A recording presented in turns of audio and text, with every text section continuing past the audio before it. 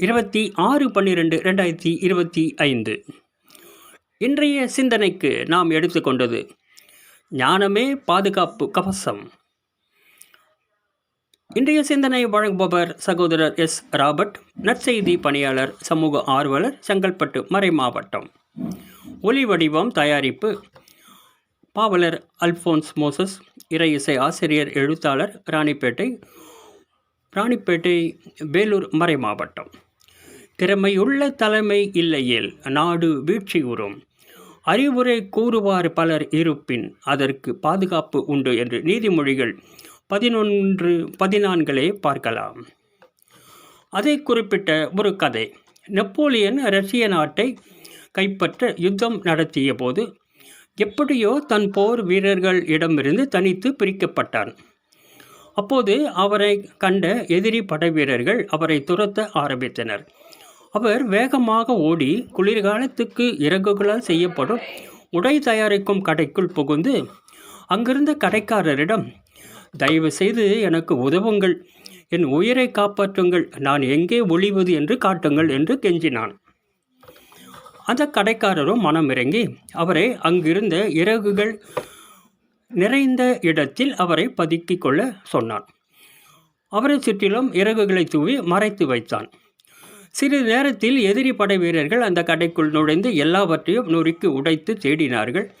ஆனால் அவர்களுக்கு அவர் இருந்த இடம் தெரியவில்லை. அவர் எங்கு இருக்கிறார் என்று தெரியவில்லையே என்று அந்த இடத்தை விட்டு கடந்து சென்றார்கள். அதற்குள் அவரை தேடி அவருடைய வீரர்களும் மற்றவர்களும் வந்து அவரை கூட்டிக் கொண்டு வந்தார்கள். அவரை கண்டு கூட்டி செல்லும் போது அந்த கடைக்காரர், வீர நெப்போலியனே, நான் இந்த கேள்வியை உங்களிடம் கேட்பதற்கு மன்னிக்கவும்.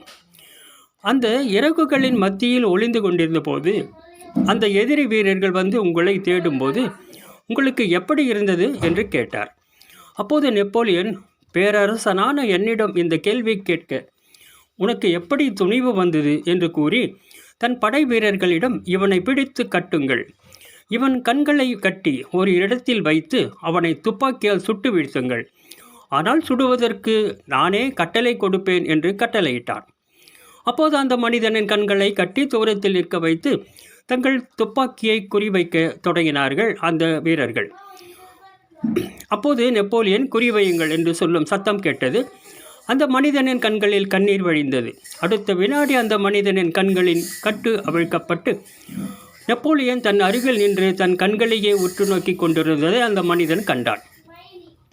அப்போது நெப்போலியன், இப்போது உனக்கு புரியும் என்று நினைக்கிறேன் என்று கூறிவிட்டு தன் குதிரையில் ஏறி பறந்து சென்றான். சிந்தனைக்கு, வயதில் மூத்தோர், ஞானமுள்ள நம்மை விட அனுபவசாலிகள் சொல்லும் அறிவுரையான வார்த்தைகளுக்கு செவி கொடுப்பது நம் வாழ்க்கைக்கு நல்லது.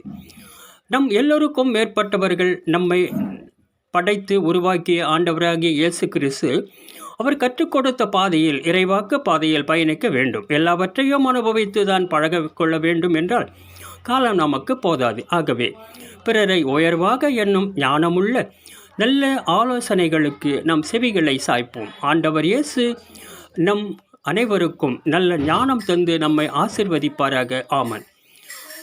பகிர்வு நற்செய்தியில் வழி நற்செய்தி இயக்கம். உங்களுடைய ஆலோசனைகளுக்கும் ஆன்மீக வழியில் நடப்பதற்கான வழிமுறைகளுக்கும் இலவச திருமண தகவல்கள் தெரிந்து கொள்வதற்கும் தொடர்பு கொள்ள வேண்டிய எண் 99 40 37 43 20 90 03 11 23 85. அன்பு நேயர்களே, இதை உங்களோடு வைத்துக் கொள்ளாதீர்கள், இதை பலரோடு பகிர்ந்து கொள்ளுங்கள். ஏனென்றால் இறை வசனங்கள் கூடிய கதைகள், கருத்துக்கள் நிறைந்த பொக்கிஷம் இது. எனவே இதை பிறரோடு பகிர்ந்து கொள்ளுங்கள். நன்றி, வணக்கம். மீண்டும் நாளை சந்திக்கலாம்.